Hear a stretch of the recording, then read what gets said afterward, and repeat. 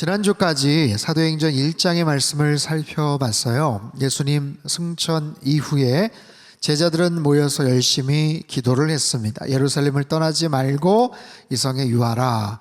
기다리라는 것이 기도하라는 사인인 줄 알았죠. 함께 모여서 기도할 때 하나님이 지혜를 주시더라고요.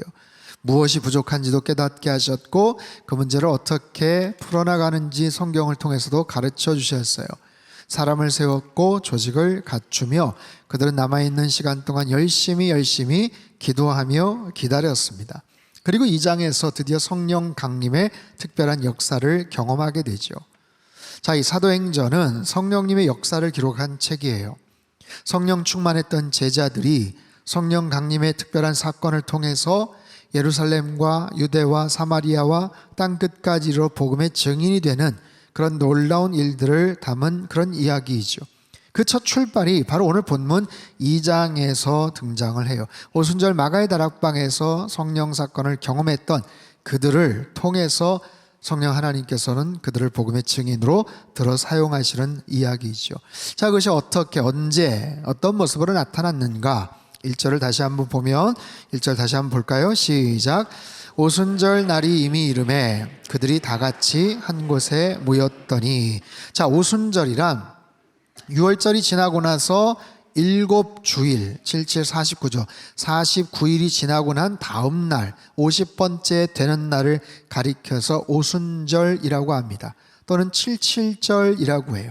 보리 추수, 밀 추수를 거두고 감사하는 이스라엘의 3대 절기이기도 해서 맥추절이라고도 하죠. 원래 586년, BC 586년 예루살렘 성전이 파괴되고 나서는 모세가 율법을 전수받은 날로서 그렇게 기념을 하고 기억을 했다가 성령 사건 이후에는 율법을 받은 날이 아니라 이제는 성령을 받은 날, 그렇게 이제 기억을 하게 되죠. 그때 그들이 모두 한 곳에 모여 있었다라는 거예요. 한 곳에 모여서 그들은 기도하고 있었습니다. 120명 모두가 한 곳에 모여 있었다. 그런데 사실 120명이 전부 다 그렇게 하나같이 열심히 기도를 했을까 싶은 그런 생각도 들어요. 사실은 갈까 말까 망설였던 사람들도 있을 거고, 나는 그냥 갈릴리로 갈까? 아니면 언제까지 여기서 기도를 해야 되나? 하면서 고민이 됐던 그런 사람들, 계속해서 남아서 어떻게 목적도 없이 하염없이 기다리기가 힘들어서 약간은 그냥 왔다 갔다 하면서 어떻게 해야 될지 몰라 했던 그런 사람들도 분명히 있지 않았을까 싶어요. 그런데 중요한 것은 어느 장소에 있느냐, 또 누구와 함께 있느냐, 여러분 이것이 굉장히 중요합니다. 그때 그 장소에 있었기 때문에 그들은 성령 강림이라는 특별한 사건을 체험하게 되죠. 자, 여러분 보십시오. 여러분 올 한 해 큰 계획과 또 기대와 소망을 갖고 있죠. 잘 되기를 원하고 복 받기를 원하고. 근데 아주 중요한 원리를 가르쳐 드릴게요. 여러 가지 노력도 하고 또 여러 가지 나름대로의 최선의 애를 쓰고 나름 노력을 하겠지만 아주 간단하면서도 굉장히 중요한 원리가 뭐냐면 내가 머무는 장소가 어디인지, 내가 만나는 사람이 누구인지를 특별히 구별하라는 거예요. 여러분 올 한 해 얼마나 많은 장소를 여러분들이 다니겠습니까? 그리고 얼마나 많은 사람들을 만나겠습니까? 근데 특별히 의식을 좀 하십시오. 특별히 내가 좀 생각을 하고 구분을 하십시오. 특별히 하나님께서 기뻐하실 장소에 머무십시오. 뒤집어 말하면 하나님께서 기뻐하시지 않을 것 같은 장소는 피하십시오. 하나님께서 기뻐하시지 않을 것 같은 만남을 피하십시오. 내가 작년, 재작년에 비해서 올해 특별한 일을 했다, 특별한 무슨 라이센스를 땄다, 엄청난 업적과 성과를 이루었다, 그것도 중요하지만 굉장히 샘플하면서도 기본적으로 중요한 것이 내가 어떤 장소에 거하는가, 내가 그리고 누구랑 머무는가, 이것을 의식적으로 늘 여러분들이 체크하시라는 거예요. 그 중에서도 특별히 하나님께서 기뻐하실 이 예배의 자리, 예배의 장소, 함께 예배드린 믿음의 사람들과 함께 교제하는 것, 이것이 굉장히 중요합니다. 여러분 특별히 올 한 해 시작을 하면서 우리 안내위원들 또 주차봉사위원들이 예배 캠페인을 벌이고 있어요. 여러분 상당교회 주차장은 정말 넓은 그런 장소임에도 불구하고 2부, 3부 예배 때는 주차할 공간이 없어서 돌아가시는 그런 분들이 꽤 많다는 얘기를 들었습니다. 그래서 가급적 항존직 분들은 이마트 주차장을 이용하시거나 아니면 좀 카풀을 해서 아니면 좀 같이 나눠서 같이 이렇게 오시면 어떨까 싶고요. 특별히 예배의 시간을 여러분 꼭 지키시기를 바라요. 10분씩 5분씩 오히려 좀 일찍 오십시오. 여러 가지 이유 때문에 늦을 수도 있어요. 그러나 한두 번이죠. 근데 늘 내가 10분씩 15분씩 20분씩 늦는다. 여러분 그건 사회생활에서도 그건 굉장히 문제가 있는 거예요. 내가 어떤 사람을 지속적으로 만나는데 항상 10분씩 늦는다. 항상 20분씩 늦는다. 그래서 내 마음속에 나는 그 사람을, 그 만남을 그렇게 중요하게 생각하지 않는다라는 굉장히 강한 사인이겠죠. 상대방은 그런 부분들을 인식할 겁니다. 여러분 예배는 하나님과의 만남이에요. 하나님과의 만남이 항상 10분씩 20분씩 늘 반복해서 항상 늦게 할 수 없어서 나오는 그런 모습처럼 비춰지면 여러분 하나님께서 기뻐하시지 않겠죠. 그래서 특별히 올 한 해 내가 거하는 장소, 내가 거하는 시간, 그리고 사람과의 그런 만남들 여러분 항상 의식하면서 살아갈 때 하나님께서 특별하게 올 한 해를 통해서 저와 여러분의 삶 속에 아주 특별한 선물과 같은 은혜를 허락해 주실 줄 믿습니다. 자, 오순절 성령 사건은요, 성령의 시대, 이제 교회의 시대가 출발한다는 특별한 의미가 있어요. 자, 구체적으로 어떤 일들이 벌어졌는가, 현상이 무엇인지를 2절과 3절을 통해서 한 번 더 같이 읽겠습니다. 시작. 호련히 하늘로부터 급하고 강한 바람 같은 소리가 있어 그들이 앉은 온 집에 가득하며 마치 불의 혀처럼 갈라지는 것들이 그들에게 보여 각 사람 위에 하나씩 임하여 하늘로부터 급하고 강한 바람 같은 소리가 있었고요. 불의 혀처럼 갈라지는 것들이 보였어요. 소리는 공간에, 또 불은 사람 개인에게 임했다라는 거예요. 어디서부터? 하늘로부터 임했다. 이것은 사람들이 인위적으로 만든 게 아닙니다. 하나님의 신적인 능력을 상징하죠. 바람이 아니에요. 바람 같은 소리가 계속해서 들려온 거예요. 이것은 하나의 돌진하다라는 그런 의미인데 계속해서 그런 소리가 들려오는 거예요. 바람과 같은 그런 소리가 슉 하면서 들려오는 그런 소리가 그 공간 안에 임했고요. 마치 불의 혀처럼 갈라지는 것들, 번개가 칠 때 마치 고압 전류 스파크가 튀는 것처럼 엄청난 그런 불꽃 에너지와 같은 것이 각 사람 위에 임했더라라는 거예요. 이 불과 바람은 성령 하나님, 하나님의 임재를 상징하죠. 그 공간 가운데, 그 장소 가운데, 그 사람들 위에 특별하게 강한 역사로 임하셨어요. 그 결과는 뭘까요? 4절 말씀 같이 읽습니다. 시작.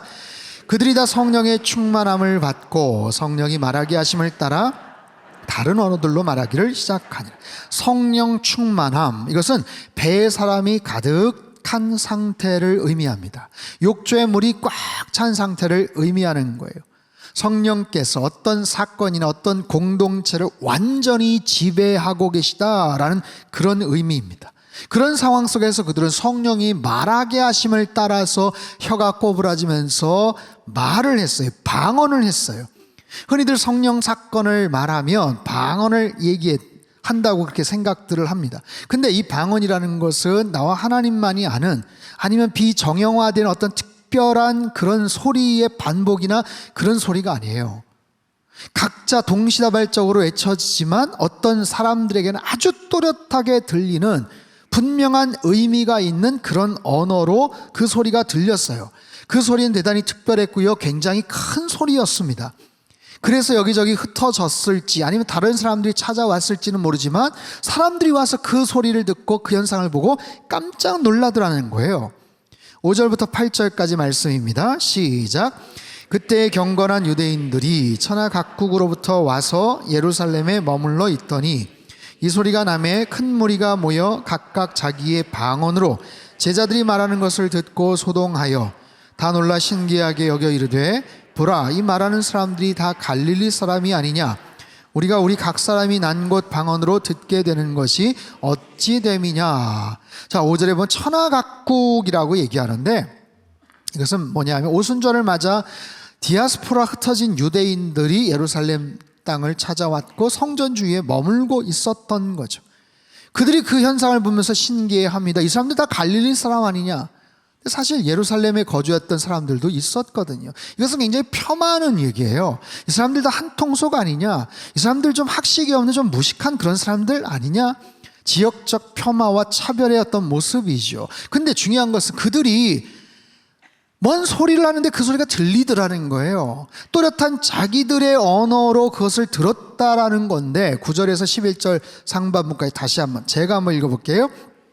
우리는 바데인과 메데인과 엘람인과 또 메소보다미아, 유대와 갑바도기아, 본도와 아시아, 부르기아와 밤빌리아, 애굽과 및 구레네에 가까운 리비아 여러 지방에 사는 사람들과 로마로부터 온 나그네 곧 유대인과 유대교에 들어온 사람들과 그레데인과 아라비아인들이라. 각기 흩어진 다른 지역 모두 15개 지역인데 지도를 한번 보여주세요.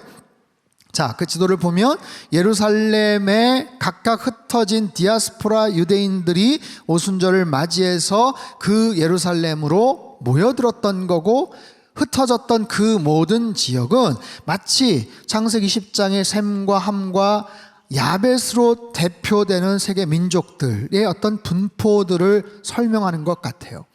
근데 여러분 기억하십니까? 창세기 11장의 그 바벨탑 사건이요. 그 바벨탑 사건을 통해서 그들은 열심히 탑을 지어서 탑을 만들어서 탑을 쌓아서 하늘에 닿게 하자라고 했고, 그들의 교만함과 그 죄성을 하나님께서 흩어버리시죠. 그리고 언어가 혼잡게 되거든요. 바벨탑을 쌓던 그들은 하늘에 닿고자 했어요. 하지만 성령 하나님께서는 하늘에서 땅으로 내려오시죠. 그리고 언어가 흩어졌지만 지금은 언어가 하나가 돼요. 서로 소통이 되는 거예요. 이 성령 사건으로 인해서 언어가 통하게 되고 막힘없이 소통이 되는 것, 그것이 너무 신기한 거예요. 깜짝 놀라서 급기야는 술 취했다고 조롱까지 합니다. 12절 13절입니다. 같이 읽죠. 시작. 다 놀라며 당황하여 서로 이르되 이 어찌 된 일이냐 하며, 또 어떤 이들은 조롱하여 이르되 그들이 새술에 취하였다 하더라. 언어의 소통, 굉장히 신기한 일이죠. 여러분 얼마 전에 삼성 갤럭시 24 새로운 인공지능 AI 기능이 탑재된 신제품을 소개를 한 그런 일이 있었어요. 아마 뭐 1월 말에 출시가 된다고 하는데, 여기 굉장히 중요한 특징은 동시 통역 기능이 장착되어 있다는 거죠. 그래서 통화 버튼 옆에 언어를 설정을 하면 그것이 영어든 중국어든 프렌치어든 그렇게 해서 그냥 자기가 한 말을 0.5초 정도면 그냥 통역을 해주는 그런 정말 신기한 기능이 이제 탑재가 됐어요. AI 기능, 이제 기술력의 발달로 아마 더 엄청난 모습으로 업그레이드가 될 텐데, 작년에 특별히 화제가 되었던 챗GPT 같은 경우도 지금 이제 스마트폰 안에서도 사용할 수 있게끔 그 어플리케이션을 다운을 받으면 핸드폰에서도 아주 쉽게 이 동시통역 기능이 가능합니다. 작년 11월인가요? 그 회사에서 3.5 버전을 무료로 그냥 출시를 했어요. 사람들이 그냥 편하게 사용을 합니다. 그래서 까는 것도 아주 쉽고, 깔린 상황에서 거기에 있는 헤드폰 기능만 딱 누르면 그냥 아주 자연스럽게 AI와 소통이 되고, 여러 가지 내용들을 물어보면 답을 하고, 그 내용을 영어로 얘기해줘. 그러면 금방 변환을 해서 영어로 말하고, 좀 전에 했던 얘기를 중국어로 해줘, 일본어로 해줘, 이태리어로 해줘. 그럼 그냥 거의 비슷하게 그렇게 얘기를 합니다. 아직까지는 약간 이 거짓말도 한다고 하는데, 아무튼 조금 더 발전이 된 그런 기능들은 아마 우리가 상상할 수 없는 깜짝 놀랄 일들이 정말 조만간에 이제 보편화된다는 거죠. 여러분 생각해 보십시오. 그 당시에 자기네들의 언어를 전혀 기대하지 못할 그런 사람들을 통해서 들었다는 것은 얼마나 놀라운 일이에요. 얼마나 황당한 일입니까? 근데 여기서 중요한 것은 뭐냐면, 그들이 자기네 언어로 얘기했다는 것보다 더 중요한 것은 무엇을 얘기했느냐가 더 중요해요. 도대체 무엇을 얘기했나? 또렷하게 들었는데 무슨 얘기를 했느냐라는 거죠. 11절 후반부입니다. 11절 후반부 같이 한번 읽어볼까요? 시작. 우리가 다 우리의 각 언어로 말함을 듣는도다. 무엇을요? 하나님의 큰 일을 말하고 있구나라는 거예요. 여러분, 오늘 설교의 제목이 성령 강림, 그 놀라운 선물이라는 제목입니다. 여러분, 성령 강림은 놀라운 사건이고 하나의 선물과 같은 특별한 축복이에요. 왜냐하면 성령 사건 이후에 제자들, 사도들은 하나님의 큰 일을 말했기 때문에 그렇습니다. 거기 있는 사람들은 하나님이 행하셨던 큰 일을 들을 수 있었기 때문에 그런 거예요. 전하는 자나 듣는 자나 하나님이 행하셨던 큰 일을 그들은 말했고 그들은 들었어요. 하나님의 큰 일, 도대체 뭘까요? 여러분, 하나님의 큰 일이라는 건 뭘까요? 그게 바로 복음의 내용이죠. 예수 그리스도의 십자가의 사건과 부활의 내용이죠. 예수님께서 이 땅에 오셨는데 도대체 그분이 누구신가? 그분은 왜 오셨나? 무엇을 하셨나? 그분은 나에게, 우리에게 무슨 의미가 있는가? 그리고 그분을 믿으면 우리는 어떻게 변화되는가? 우리의 삶이 어떻게 바뀌는가? 도대체 어떻게 해서 십자가에 달려 죽으셨고, 아니 어떻게 사망 권세를 깨뜨리시고 부활하셨대? 승천하시면서 성령과 권능과 복음의 증인되라고 하나님 나라의 꿈을 이야기하셨고, 자신들이 지금까지 훈련받았던, 예수님을 통해서 들었던 수많은 경험들, 훈련 내용들, 기적들, 수많은 가르침들, 그런 내용들을 말하기 시작했다는 거예요. 하나님이 앞으로 행하실 것 같은 일들에 대해서 선포하기 시작했다라는 거예요. 그들이 성령 사건으로 성령 충만해졌을 때 그들의 삶에 완전히 새로운 변화가 일어났더라는 거예요. 여러분, 사도행전 2장의 사건은 정말로 특별한 그런 사건이, 역사적으로 신학적으로도 아주 특별한 사건이기 때문에 이 사건을 묵상하면 질문이 나와야 돼요. 무슨 질문이요? 그럼 이 사건은 반복될 수 있는 것인가? 아니면 일회적인 사건인가? 즉, 한 번에 단회적으로 끝날 수밖에 없는 사건인가? 아니면 언제든지 반복될 수 있는 그런 사건인가라는 거죠. 여러분, 잘 들으십시오. 이것은요, 새로운 성령 시대의 출발을 알리는 아주 특별한 영적 사건이에요. 구약에서는 성부 하나님, 신약 시대에선 성자 예수님, 예수님 부활 승천하신 후에는 이제 성령 하나님의 시대가 시작되었음을 알리는 아주 특별한 영적 이벤트와 같은, 여러분, 올림픽이 시작이 되면 16일간 대장정을 펼치는데 하기 전에 개막식이라는 것을 하잖아요. 개막식 때는 당장 내일부터 사활을 걸고 메달을 따기 위해서 노력을 하고 최선의 경기를 펼치겠지만, 적어도 그 개막식 때만큼은 자기의 고유 민속 의상을 입거나 사진도 찍거나 흥에 겨워서 춤을 추거나 아주 즐거운 축제의 시간이에요. 근데 거기에 하이라이트는 성화 봉송입니다. 성화가 딱 거기에 닿는 순간 불이 팍 붙고 선포하죠. 자, 이제부터 16일간의 대장정을 시작합니다. 빵빠라빵 하면서 개막을 선포하는 거예요. 마치 이제부터는 성령 시대가 출발을 합니다. 시작을 합니다라는 영적 개막식을 알리는 것 같은 바로 그런 사건이죠. 그렇기 때문에 여러분 잘 기억하세요. 이 사건은 이 사건 자체로 아주 특별한 의미가 있는 거예요. 이런 사건이 반복될 수 있는가? 얼마든지 반복될 수 있죠. 하지만 반복하시지 않으시죠. 이제 시작이 됐으니까. 하나님 불가능한 것이 없으시죠. 성령 하나님 무슨 불가능한 것이 있겠습니까? 그러나 사도행전 2장에 나타났던 이 특별한 사건, 그 현장에서의 특별한 모습들은 반복할 수 없으신 게 아니라 하지 않으시죠. 그러나 어느 지역에서는 이 사건 또는 그 더 큰 모습으로도 얼마든지 여러 가지 모습에서 나타날 수 있다라는 거예요. 여러분, 2000년 기독교 역사에서도 수많은 성령의 사건들, 부흥의 사건들이 펼쳐졌어요. 17세기, 18세기 미국과 영국의 대각성 운동, 부흥 운동을 통해서 수없이 많은 교회가 생겼고 많은 신자들이 생겨났습니다.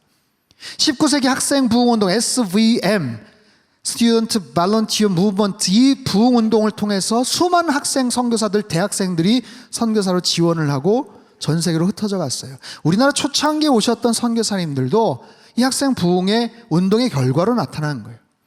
20세기 초반에 미국 LA의 아주사거리나 플로리다의 펜사콜라 도시 엄청난 부흥 운동들이 있었어요. 여러분, 놀라운 것은요, 불과 1년 전 작년 2월입니다. 2월 초 미국 켄터키의 에즈베리 신학교에 놀라운 성령의 부흥운동이 있었습니다. 아마 관심이 있던 분들은 기억을 하실 거예요.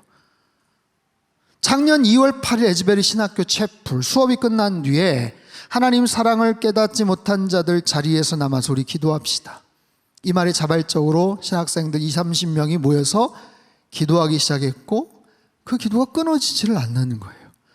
무려 2주 동안 24시간 계속해서 기도회가 진행이 됐고 더 많은 학생들이 찾아왔고 이 소식이 미국의 메인 방송에도 막 소개가 됐고 전 세계 야, 이 시대 어쩌면 정말 드문 부흥의 현장을 구경 가자, 한번 알아보자 해서 전 세계 많은 사람들이 그 작은 도시에 하루에도 수만 명이 모여들기 시작했었어요. 불과 1년 전의 얘기입니다. 여러분, 우리나라에서 어떤 일들이 있었을까요? 여러분 잘 아시는 1907년 평양 대부흥운동이요. 평양 장대현 교회에서 낮과 저녁에 말씀 사경회가 있었어요. 적게는 800명, 많게는 1500명 이상이 참석을 했는데 그 당시에 길선주 장로님, 교회 리더가 회중 앞에서 자신의 죄를 공개적으로 회개를 합니다. 그러자 그게 발단이 되어서 집회에 참석했던 사람들이 여기저기에서 일어나서 자기의 숨겨진 부끄러운 죄들을 낱낱이 토해내기 시작했어요. 청일전쟁 당시 자신의 아이를 죽였던 어머니가 고백을 해요.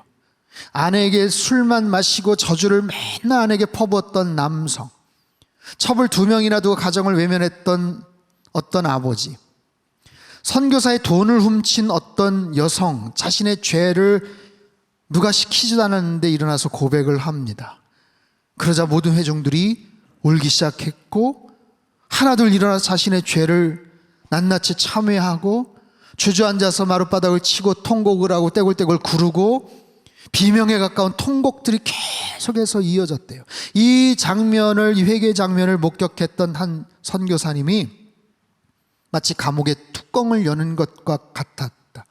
상상할 수 없는 살인과 강간과 정말 상상할 수 없는 엄청난 죄악들이 토해졌고 그 성령 하나님께서 성결케 해주시는 놀라운 집단 회심의 역사들을 그들이 체험했다는 거예요. 사랑하는 성도 여러분, 이러한 성령의 역사, 회개케 하시고 부흥케 하시는 성령의 역사는 여전히 오늘날도 존재합니다.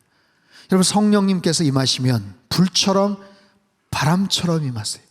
불과 같은 성령님께서 우리의 모든 추악하고 은밀한 죄악들을 다 깨끗하게 소멸하시고 태워버리실 줄 믿습니다. 바람과 같은 성령님께서 임하시면 우리의 뜨뜻 미지근한 신앙에 주님께서 활기를 북돋아 주시고 새로운 부흥의 변화를 일으켜 주실 줄 믿습니다. 이것은 교회만이 아니에요. 어떤 공동체, 우리 가정, 우리 개인의 삶 속에서도 동일하게 적용이 되는 원리입니다. 이 성령 강림, 성령 충만한 이 놀라운 모습들은 하나님이 주신 특별한 선물이에요. 여러분이 특별한 이 선물을 누가 받겠습니까? 누가 경험하겠어요?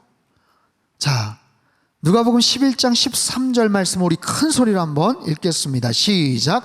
너희가 악할지라도 좋은 것을 자식에게 줄 알거든 하물며 너희 하늘 아버지께서 구하는 자에게 성령을 주시지 않겠느냐. 아멘. 누구에게 주신다고요? 구하는 자에게. 누구에게 주신다고요? 사모하는 자에게. 누구에게요? 간절하게 그 성령의 은사와 능력을 경험하고 싶습니다. 저도 누리고 싶습니다. 사모하는 자들에게. 너희가 악하고 연약하고 무지해도 자녀들에게 좋은 것을 줄 알지 않냐?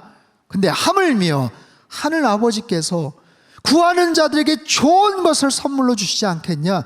성령을 주시지 않겠냐라는 거예요. 여러분, 우리의 삶 속에서도 이러한 성령님의 특별한 역사 능력이 경험되는 은혜가 있게 되길 바랍니다. 사도행전의 역사, 성령님의 놀라운 역사가 올해 우리 교회 안에 여러분 삶의 구석구석에 나타나는 은혜가 있기를 바랍니다.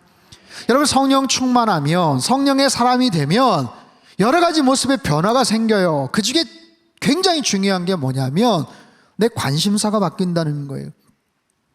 나의 시선이 바뀐다는 거예요. 오늘 본문을 보세요. 그들이 성령 충만해서 하나님의 큰 일을 말하기 시작했잖아요. 하나님이 행하셨던 큰 일들에 관심을 갖기 시작했고 그것을 이야기하고 그것을 전파하잖아요. 여러분, 이것이 가장 큰 하나님의 축복이에요. 여러분, 세상에 누가 하나님의 일에 관심이 있습니까? 돈 많은 재벌이 관심이 있습니까? 권력 높은 사람들이 거의 그 일에 관심이 있습니까? 인기 있는 유명 연예인들이 하나님의 일에 관심이 있습니까? 그렇지 않아요. 다들 자신만의 부귀, 영화나 자신들이 먹고 사는 문제만 관심이 있죠. 근데 성령 충만하면, 성령의 사람이 되면 자연스럽게 하나님이 하신 일에 관심이 생기는 거예요. 여러분, 내가 좋아하는 사람이 생기면, 사랑하는 사람이 생기면 관심이 가잖아요. 마음이 열리잖아요. 궁금하잖아요. 마찬가지입니다. 내가 하나님을 사랑하면, 내 마음속에 주님에 대한 사랑이 생기면 관심이 생기는 거예요. 시간을 들여도 아깝지가 않고요, 돈을 들여도 아깝지가 않은 거예요. 관심이 생기는 거예요. 그분이 나를 위해서, 우리 가정을 위해서 행하셨던 일들을 말하기 시작하는 거고요, 그 성령 하나님께서 앞으로 행하실 일들에 대해서 관심을 갖고 나도 그 일에 조금 쓰임받을 수 있을까, 거기에 대해서 내 마음이 열리고 헌신하게 되더라는 거예요. 그런 의미에서의 성령 강림 사건은 놀라운 하나님의 선물이죠. 여러분, 이 땅을 살면서 우리 대부분은 굉장히 자기중심적이고 이기적입니다. 내 자신의 문제, 우리 가정의 문제, 내 자녀들의 문제, 거기에 모든 에너지와 관심을 쏟게 마련이에요. 그런데 누구나 다 그렇게 살지만 자신만의 문제가 아니라 공동체의 문제를 위해서, 인류의 문제를 위해서, 아니 우리 주변의 이웃들을 위해서 저렇게 헌신하는 사람이 있다는 얘기를 들으면 우리 굉장히 마음이 따뜻해지잖아요. 참 귀하시다. 참 어떻게 저렇게 살 수 있을까? 여러분, 그런 마음이 생기는 건 당연한 거예요. 얼마 전 TV 프로그램에 이영림이라는 한의사 분이 출연을 했어요. 이분은 1941년생입니다. 83세, 굉장히 젊어 보이시죠? 이분 아주 특이한 이력을 갖고 계세요. 전 이란의 왕실 주치의입니다. 황금 손가락이라는 별명을 갖고 계셨대요. 1976년 이란으로 건너가서 진맥과 침으로 편두통 환자들을 고치기 시작을 하는데 어마어마한 인기를 누리는 거예요. 본래는 한 달만 치료하고 오려고 했는데 너무나도 많은 사람들이 계속해서 찾아왔고 왕실에서 잔류를 계속해서 이야기를 하고 부탁을 하고 급기야는 황실 정말 주치의로 그냥 그런 자리를 주었어요. 결국 18년 동안 이란의 왕실 주치의로 활동을 하십니다. 그리고 동시에 현지에서 건설업에 투자를 해서 아주 큰 돈을 벌어들이죠. 최근에 이분이 자신의 모든 재산을 다 정리해서 무려 1300억이라는 엄청난 규모의 물질을 자신의 모교인 경희대에 기부를 하셨어요. 대학 기부 역사상 최고 금액입니다. 여러분, 83세의 어르신이 1300억의 재산을 갖고 있다는 거, 이건 너무나도 엄청나죠. 정말 열심히 살았겠구나 상상할 수 있어요. 여러분 보세요. 근데 그렇게 모은 돈을 왜 기부를 했는가? 그 이유는 우리나라 젊은이들이 열심히 공부하고 연구해서 노벨상을 좀 받았으면 좋겠다라는 거예요. 한방과 양방의 조화를 통해 훌륭한 연구와 실적을 쌓아서 노벨상을 받고 인류에게 공헌하기를 소망하는 그런 마음을 가지고 기증을 하셨다는 거예요. 여러분, 얼마나 귀한 마음입니까? 우리가 어떤 일에 관심을 갖느냐 하는 것, 어떤 소중한 일에 내 관심을 갖는 게 마음대로 되지 않아요. 여러분, 그런 마음이 있다고 해도 그것을 해결할 수 있는, 아니면 정말 기여할 수 있는 능력도 사실 굉장히 부족하죠. 근데 이분은 그렇게 열심히 노력하고 수고해서 모은 전 재산을 나라를 위해서, 의학 발전을 위해서 쓰여지기를 바라는 것, 그런 것에 관심을 갖는 것, 참 아름다운 인생. 정말 이런 분이 애국자구나, 참 귀한 인생이구나, 참 잘 살아오셨구나, 이렇게 칭찬 드릴 수 있는 그런 인생이죠. 여러분, 그렇습니다. 우리가 하나님의 일에 관심을 갖는 것은요, 그냥 되지 않아요. 그냥 되지 않습니다. 우리가 성령 충만할 때 가능한 일이에요. 성령님을 통해서 자연스럽게 생기는 그런 관심이에요. 나의 일과 나의 문제와 내 가정 안에 있는 그런 일에만 관심을 갖는 게 아니라 보다 더 폭넓고 보다 더 넓은 하나님의 일에 관심을 갖는 것. 하나님이 나와 우리 가정을 통해서 행하셨던 일들을 간증하고 그 일들을 쓰임받기를 소망하는 것. 여러분, 제자들을 보십시오. 제자들 성령 사건 이전에 지극히 개인적이고 이기적이었어요. 3년간 예수님 따라다니면서 그 기가 막힌 설교를 듣고 놀라운 이적을 체험했지만, 그럼에도 마지막까지 서로 누가 크냐라고 서로 경쟁했고요. 예수님의 부활 사건을 경험까지 했음에도 주님, 이스라엘의 회복이 이때입니까? 기껏해야 자기 민족에만 관심을 갖던 그들이에요. 그런데 성령 사건 이후에 바뀝니다. 성령 체험하거나 성령 사건 이후에 그들의 언어가 바뀌어요. 말이 바뀌어요. 언어가 달라지니 행동도 달라집니다. 용기와 담대함을 갖게 됩니다. 하늘의 지혜와 놀라운 설득력도 갖게 됩니다. 그래서 모든 부정적이고 비관적인 그런 생각들 다 사라져요. 이기적인 욕심 사라져요. 그리고 이제는 경쟁 체제가 아니라 서로를 생각하고 원팀을 이루어서 함께 사역을 합시다. 꿈을 꾸는 거예요. 그러면서 교회가 생기는 거예요. 하나님 나라에 대한 꿈과 소망을 품게 되는 거예요. 사랑하는 성도 여러분, 사도행전의 꿈, 하나님의 꿈을 이루시는 올해 2024년 되시기를 주님의 이름으로 축복합니다. 그러기 위해서는 우리 모두가 성령의 사람 되어야 돼요. 성령 충만하셔야 됩니다.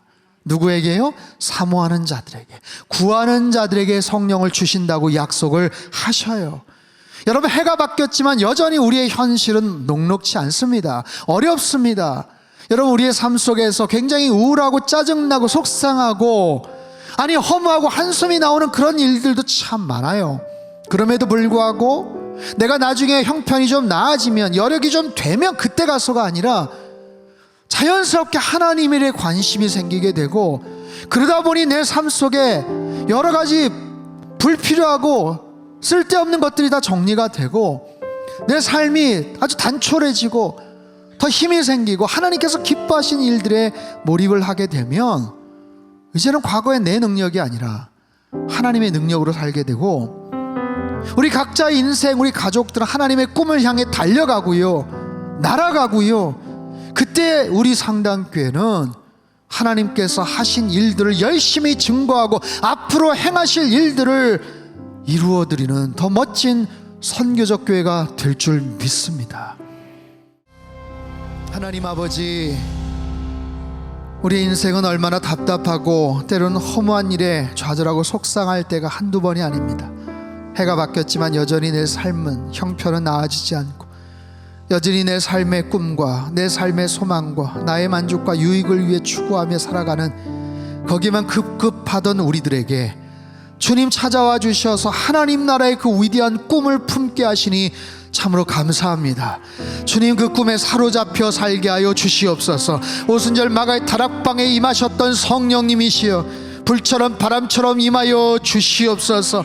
하나님, 내 삶을 다시 정돈케 하시고 지혜를 주시고 집중해야 될 것들이 무엇인지를 깨닫게 도와주시고 힘차게 달려나갈 뿐만 아니라 비상하는 올 한 해가 되게 도와주시옵소서. 하나님, 우리 인생 가운데 주님 찾아와 주셔서 주님의 나라를 꿈꾸게 하시고 하나님의 하신 일들에 관심을 품고 하나님께서 앞으로 하실 일들을 주님 앞에 온전하게 헌신하며 쓰임받는 위대하고 거룩한 인생 될 수 있도록 주님 축복하시고 역사하여 주시옵소서. 존귀하신 예수님의 이름으로 기도합나이다. 아멘.